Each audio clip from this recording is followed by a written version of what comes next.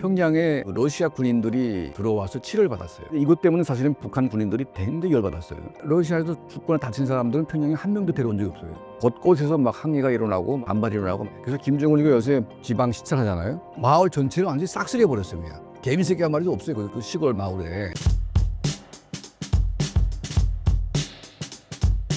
예, 오늘 저희가 한 달 만에 다시 여러분과 만나게 뵙게 돼서 너무나 반갑습니다. 그래서 대선 이슈로 지금 북한 문제에 관심은 없지만 사실 이제 북한이라고 하는 우리가 또 다른 이제 한민족, 이 사람들 어떻게 하는가에 따라서 우리의 운명도 상당히 연결되어 있기 때문에 항상 북한 문제에 대해서는 관심을 가지고 또 그 내부에서 어떤 일이 벌어지고 있는지 또 상세히 아는 게 중요하다고 생각을 합니다. 현재 파병된 북한군과 러우 전쟁의 상황 어떻게 돌아가고 있나요?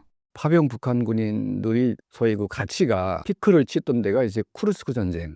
그 이제 우크라이나가 점령한 이제 러시아 지역의 이 지역을 다시 되찾는. 근데 이걸 이제 할 때 러시아군의 힘만으로는 도저히 불가능한 상태가 됐어요. 그러니까 이제 러시아 군 자체의 어떤 문제가 이제 드러났는데 이게 북한군이 개입이 안 됐으면 쿠르스크 지역에 대한 해방을 러시아는 못했다는 것이죠. 근데 초창기 때는 북한군이 러시아 이제 벌판의 전쟁에 익숙이 되지 않아가지고 상당히 헤맸습니다. 근데 이제 엄청난 희생을 감수하고 여러 가지 형태로 이제 군사 훈련을 이제 하기도 하고 또 전쟁에도 익숙이 되니까 좀 약간 기대보다 더 우수한 능력을 보여준 거죠. 그래서 이제 쿠르스크 지역 상당수를 해방하는데 북한군이 공로를 세우다 보니까 푸틴의 입장에서는 굉장히 좀 고마운 그런 건 것 같고요. 근데 이제 문제는 뭐냐면 우리는 이제 한 4천 명 정도가 죽거나 다친 것으로 알고 있는데 제가 파악하기로는 한 15,000명 정도가 죽거나 다치지 않았을까. 그러니까 이제 북한군 파병 숫자를 너무 우리가 축소해서 발표를 하는 것 같고 적어도 한 3만 명 이상이 러시아로 들어갔고 그 가운데 절반이 죽거나 다쳤거나 이제 그런 피해를 입지 않았을까 하는 생각이 듭니다. 왜냐하면 그 초기에 12,000명이 들어갔을 때 일방적으로 이제 우크라이나 군에 그 영국이 제공했던 그 스톰 섀도우 미사일이 거의 북한군을 조준했거든요. 그러니까 러시아군은 이제 하도 얻어맞다 보니까 다 이제 피하고 숨고 이런 데 익숙이 됐는데 북한군은 이제 그거 모르니까 미사일이나 이런 드론 공격에 노출된 거죠. 그래서 초기 때 한꺼번에 500명이 죽은 적도 있었고 거기 북한군 장군도 포함됐었고 이건 뉴스에도 나왔습니다. 초기 때 엄청나게 피해를 봤는데 그 숫자가 4,000명을 넘어선 것이 아닌가. 적어도 10,000명 이상은 이제 죽거나 다쳤다고 저는 보고 있는데 그래서 이거로 인해서 그 김정은 정권이 약간 이제 체면을 차렸다. 그들의 어떤 피해 대가. 그러니까 그 전에 러시아가 그 파병하기 전에 이제 북한으로부터 포탄과 이런 총탄, 포 같은 것들을 대량으로 이제 북한으로 들어갔는데 김정은 정권이 이제 60년대부터 저축해 놓은 북한의 어떤 이런 군사 물자를 전부 다 러시아로 보내고 있는. 근데 이게 이제 보관이 잘못돼 있고 그리고 북한군이 생산하는 이제 포탄 같은 경우에는 이게 딱 맞지가 않아요. 그래서 이제 그 습기가 잘 처리해야 되는데 습기가 들어가가지고 이게 다 불발탄이 된 거죠.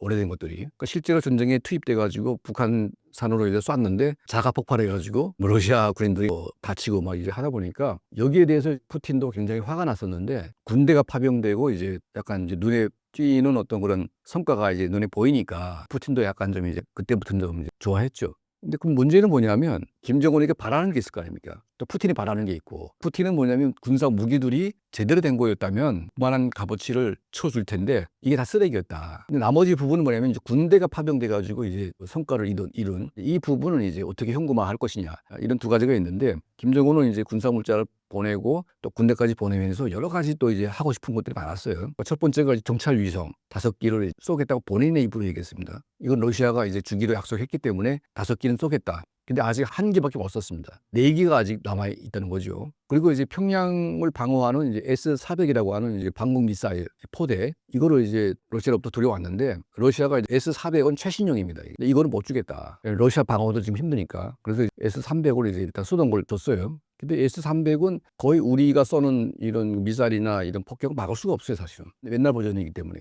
그건 이제 어떻게 드러났냐면 이란이 S-300 쓰거든요. S-300으로 테헤란을 방어하는데 그 이스라엘 공군 그 F-35가 테헤란에 들어가 가지고 그냥 마음대로 휘젓고 다니면서 다 그냥 싹쓸이해 버렸어요. 그러니까 이미 이제 그게 무용지물이라는 게 드러났는데 이제 그걸 갖다 놓으니까 그러니까 김정은도 바보가 아닌 이상은 이게 생각하는 거하고 다르지 않냐. S-400을 달랐는데 러시아는 안 된다는 거죠. 근데 어쨌든 없는 것보다 나오니까 S-300은 갖다 놨지만 이게 김정은으로서는 찜찜한 거죠. 이런 거 가지고 막아내기 힘들다. 지금 대한민국의 주력 공군이 F-35 아닙니까? 이란하고 똑같이 공격을 한다면 그게 S-300이라는 게 별로 의미가 없어요. 그리고 이제 최근에 김정은이 대형 잠수함 먼저 사진을 띄웠는데 이게 이제 핵잠수함으로 보입니다. 러시아가 핵잠수함 설계도를 북한에 넘겨서 북한이 그거를 건조하고 있는 것이 아닌가. 근데 이제 설계도를 넘겼다고 해서 그 건조 능력이 북한이 있냐 없냐가 중요한데 이게 건조 과정에도 이제 러시아가 들어가서 기술 이를 보탤 것인지 이건 잘 모르겠어요. 그런 것까지는 아직 파악이 안 되는데 어쨌든 이제 김정은 정권이 그 대형 잠수함을 건조하는 건 보였고 그리고 초음속 미사일들을 북한이 발사했는데 이 초음속 미사일 관련 기술들은 아마 러시아가 상당히 제공한 것으로 좀 보여지고 있습니다. 이제 남은 게 이제 최신형 전투기들 수호 57기라든지 뭐 이런 전투기가 있는데 여기까지는 아직 북한이 러시아가 줄 마음이 없는 것 같아요. 그러니까 수호이 57 같은 경우에는 적어도 한 500억 정도는 하거든요. F-35가 한 3천억 정도 하는데 거기에 뭐 한 5분의 1 정도 가격이 되긴 하지만 그래도 비싸지요. 근데 그 전투기를 만약 돈을 계산해 가지고 준다고 한다면 아무리 북한군이 때로 뭐 와서 죽거나 부상을 당했다고 해도 그게 가격이 있잖아요. 한 명 죽어도 얼마 해가지고 감당이 안 되는 거예요, 사실은. 비행기 한 대 500억이니까. 그래서 김정은은 뭐냐면 군대 막 보내고 했으니까 그냥 이제 돈으로 계산하지 말고 그냥 이제 도와달라. 근데 그게 어떻게 표시가 되냐면 평양에 러시아 군인들이 들어와서 치료를 받았어요. 그 뉴스도 나왔는데 근데 이것 때문에 사실은 북한 군인들이 굉장히 열받았어요. 러시아에서 죽거나 다친 사람들은 평양에 한 명도 데려온 적이 없어요. 자국 군인들은 거의 뭐 쓰레기 방치하듯 내버려 두고 타국의 군인들을 갖다가 치료를 그렇게 굵진하게 한다는 게 이게 도대체 이게 자국 군인들에게 무슨 이게 보호가 있냐, 대우나 보호 장치가 있냐 이래가지고 열받아서 막 그랬었는데 그 바로 그거거든요. 우리는 이제 돈 따지지 않고 그러니까 러시아 정부가 뭐라 했냐면 이 군인들 치료비는 주겠다 했더니 화내면서 우리가 그런 사이가 아니잖냐 이렇게 막 그걸 이제 치료비 안 받겠다고 했어요. 이게 뭐냐면 우리가 준 것보다 딱 준 것만큼 딱 계산해서 하는 것보다는 좀 뭉뚱그려 가지고 또 더 달라 이런 이제 마음이 있는 거죠. 근데 어쨌든 제가 러우 전쟁을 통해서 북한이 경제를 좀 살리고 북한 민생에 어떤 도움이 되는 그런 쪽이 아니고 김정은을 지키기 위한 군사 무기화 현대화에만 지금 관심이 있는 거예요. 그러니까 돈을 좀 많이 벌긴 벌었지만 결과적으로 북한 경제에는 전혀 도움이 안 된 그런 상태인 것 같습니다. 북한군의 희생으로 인해서 북한 주민들의 민심이 좋지 않을 것 같은데요. 실제 북한의 상황은 어떤가요? 사실 우리도 이제 과거에 대한민국이 어려울 때 베트남 전쟁에 우리가 파병돼서 상당한 군인들이 갔지 않습니까? 그때도 많은 사람들이 반대를 했죠. 그럼에도 불구하고 우리 정부가 결정한 것은 일단 우리가 너무 못 살았어요, 그때는. 그리고 이제 미국으로부터 먼저를 받는데 거의 뭐 먹는 것만 받았어요, 그때만 해도. 근데 박정희 정권에 대한 어떤 그런 이제 불신도 있어가지고 이게 상당히 사이가 안 좋았는데 어쨌든 이제 미국이 베트남에 빠져가지고 지금 수동에 빠졌을 때 우리 군대가 들어가가지고 상당한 지원을 했어요. 근데 지금 북한이 파병하고 다른 건 뭐냐면 파병 군인들에 대한 모든 미국이 주는 현금은 다 본인에게 줬다는 겁니다. 그걸 국가가 한 푼도 떼먹은 게 없어요. 전부 다 파병 나가는 군인들이 내가 나감으로 인해서 내가 죽거나 다칠지 모르겠지만 내 가족은 이제 잘 살게 하는 이제 그런 보람이 있었고 또 국가 경제도 기여가 됐고 그때 파병의 대가로 나온 돈들은 전부 다 경제 재건으로 들어갔어요, 대한민국은. 근데 북한은 이게 완전 거꾸로 된 거예요. 파병 군인들에게 일전 한 푼 돈 안 줘요. 사람이 죽었는데 최소한 그래도 한 뭐 몇만 불이라도 줘야 되는 거 아니겠어요? 뭐 만 불은 고사하고 1,000불도 안 줍니다. 아예 없고 파병의 대가로 북한 경제 재건하는 데 쓰는 게 아니고 그냥 이제 김정은 본인만 살겠다는 그런 관점에서 자기를 위한 돈만 이제 탕진하는 거죠. 그러니까 이제 사람들이 지금 뭐 죽은 사람들이 뭐 몇천 명 된다고 칩시다. 근데 제가 보는데 막 10,000명세가 죽었다고 보는데 자 그러면 이제 만 명 가구 만 가구가 자기 아들을 잃은 거예요. 돈이 없어요. 그러면 이제 도대체 거기 왜 갔냐. 그리고 러시아 전쟁, 러우 전쟁이 우리하고 무슨 관계가 있냐. 그게 뭐 자유를 위한 전쟁도 아니고 침략 전쟁인데 우리 아이들이 아무런 대가도 없이 그냥 죽었다? 여기에 정말 뭐 막말로 꼭지가 안 돌 부모가 없지 않습니까? 자기 내 새끼가 죽었는데. 그래서 막 곳곳에서 막 항의가 일어나고 막 반발이 일어나고 막 수용소 끌고 가기도 하고 막 그렇게 됐어요. 근데 이 군인들이 전부 다 정찰천국 산하의 특수군단 이런 아이들이기 때문에 뽑아간 병사들 보게 되면 힘 있는 집안은 거의 빠지고 한부모라든지 좀 이게 약간 좀 힘이 없는 북한의 집안 아이들을 뽑아가지고 이제 갔다는 거예요. 근데 반발하는 수위가 높진 않지만 그래도 이제 북한 곳곳에서 이런 반발의 기운이 늘어나고 있고 이런 계기로 이제 그 러우 전쟁의 결과로 이제 우리가 어떤 혜택을 받았냐. 받은 게 아무것도 없기 때문에 북한 인민들이 생각하는 거는 이거는 김정은 본인 살자고 그냥 우리를 대포밥으로 내몰고 자기만을 위한 돋보리를 한 것이지 북한 인민에게 아무런 도움도 안 됐다. 이것 때문에 민심이 굉장히 흉흉하고 또 이제 곳곳에서 막 띠라 같은 게 뿌려지고 막 락서질하고 반항하고 막 이런 것들이 굉장히 지금 많은가 봐요. 그래서 김정은이가 요새 지방 시찰하잖아요. 근데 옛날에는 그래도 약간 느슨하게 했는데 이제는 그때 강동군인가 한번 간 사진을 보니까 마을 전체를 완전히 싹쓸이해 버렸어요. 그냥 개미 새끼 한 마리도 없어요. 그 시골 마을에 아예 한 명도 없고 거기 군인들이 그냥 쫙 감시 서고 김정은 한영 나온 사람들은 이제 한 군데 몰아놓고 거기다 가다 놨어요. 이렇게. 그러니까 이게 분위기가 보니까 그 김정은 경호가 살벌하게 된 거예요. 북한 내부도 지금 이제 김정은을 어떻게 해치우려고 이런 많은 사람들이 생각을 하기 때문에 이제 그렇게 경호를 심하게 하겠죠. 그래서 이 로 전쟁의 이 결과 때문에 이제 북한의 민심이 더 안 좋아지고 그리고 이제 북한 민생은 더 나빠지고 이것 때문에 중국과의 관계도 악화되다 보니까 교류가 안 되고 있지 않습니까? 그래서 이제 총체적으로 북한 정권의 위기를 초래했다 이렇게 해서 보고 있습니다. 북한과 러시아의 밀착을 바라보는 중국의 시선은 어떤가요? 그 러시아의 우크라이나 전쟁을 반대한 측면이 있어요. 그러니까 그것이 의미가 없다. 그러니까 중국이 대만을 병합하는 거하고 우크라이나를 병합하는 거하고 이제 약간 다른 차원이라고 생각을 한 것 같아요. 전쟁보다는 약간 평화적으로 하자. 그래서 이제 중국 정부가 개입을 안 했고 또 이제 북한이 개입하는 거에 대한 불편한 심기가 있어요. 왜냐하면 북한이라는 나라는 중국의 소위 앞잡이, 중국의 사냥개지 러시아의 사냥개가 아니잖아요. 전통적으로 이거 북한은 중국 거지. 근데 이제 북한이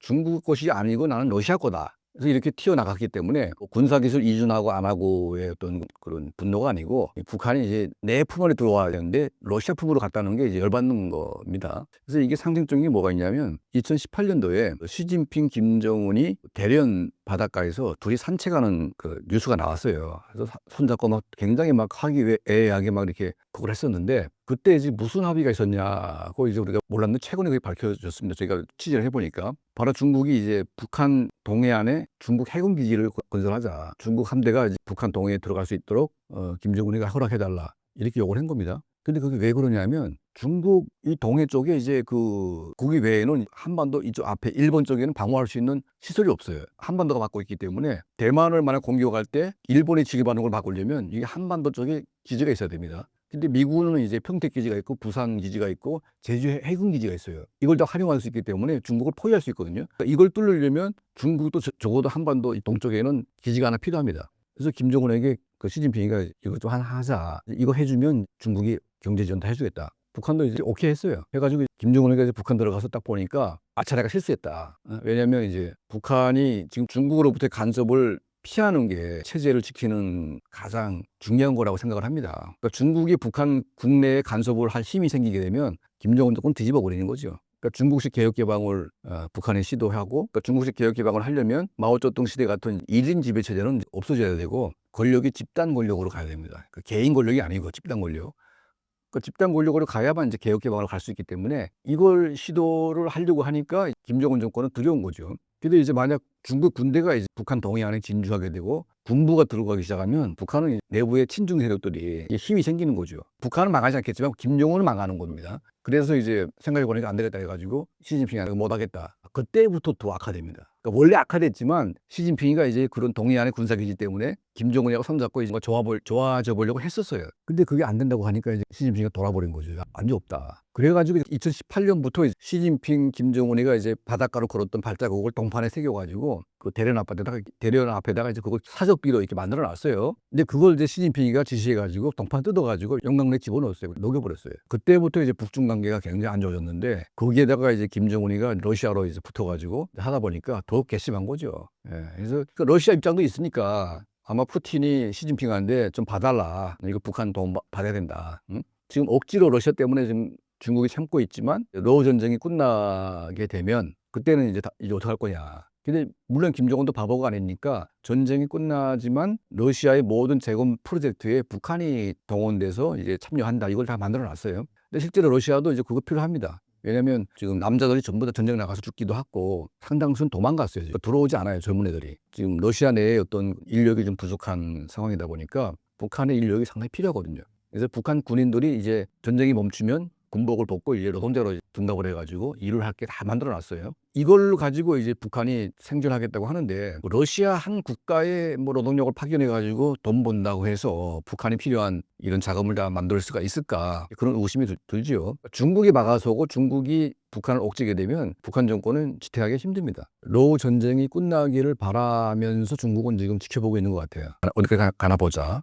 최근 북한과 러시아의 군사 협력에 불편함을 느낀 시진핑이 김한소를 이용해 김정은 정권을 교체하려는 의도를 가질 수 있다는 분석이 있습니다. 이러한 가능성에 대해 어떻게 보십니까? 김한솔은 지금 미국에 있으니까 미국에 있는 김한솔을 중국이 활용했다는 건 아니고 지금 이제 중국으로서는 활용할 수 있는 카드가 김평일 카드가 있습니다. 나이가 70이긴 하지만 아주 건강합니다. 근데 이제 김정은이가 이제 그걸 알기 때문에 김평일이를 평양으로 끌어다가 연금 상태로 만들어 놨습니다. 하지만 김평일이가 살아있는 한 중국은 김정은이 김일성의 손자고 김평일이는 김일성의 직계 아들입니다. 그러니까 김정은이가 소위 정책을 잘못하고 있고 북한 주민들의 민생을 도탄에 빠뜨리고 있고 이러이러한 죄 때문에 얘는 안 되겠다. 누가 할 거냐? 원래 김정남이를 하려고 했는데 죽여버렸으니까. 그러니까 이제 김평일이를 일단은 세워놓고 김평일이 또 자식도 있어요. 그러니까 이제 김평일이가 약간 좀 중국에 만들 수 있는 카드인데 문제는 뭐냐면 김정은이가 그걸 가다 놓고 있어요.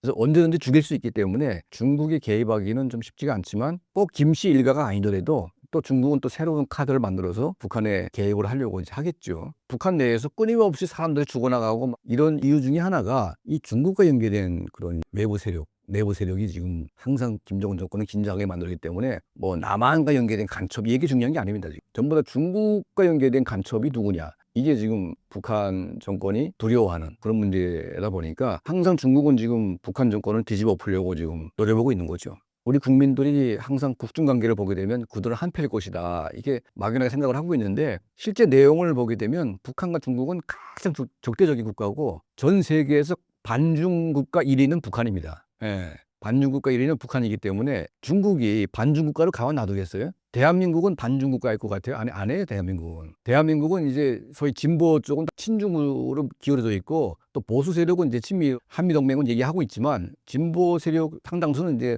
중국 쪽에 항상 관심이 있어요. 문재인 대통령도 그렇고. 근데 그게 뭐 꼭 나쁜 건 아닙니다. 중국과도 관계를 좋아하지 해야 되기 때문에 나쁜 건 아니지만 한국이 그래도 북한보다는 좀 더 친중입니다. 어떻게 보면. 북한은 완전한 반중이기 때문에 그러니까 물론 이제 김정은 정권은 반중이지만 실제 북한 주민들은 뭐 반중이 아닐 수도 있죠. 예, 그건 별개의 문제인데 이제 외관상 보게 되면 강력한 반중이기 때문에 중국 입장에서는 한국보다 북한을 더 먼저 선보는 게 우선인 거죠. 그래서 김정은이가 보십시오. 시진핑하고 만나는 걸 원하는 게 아니고 트럼프랑 만나는 걸 원하고 있어요.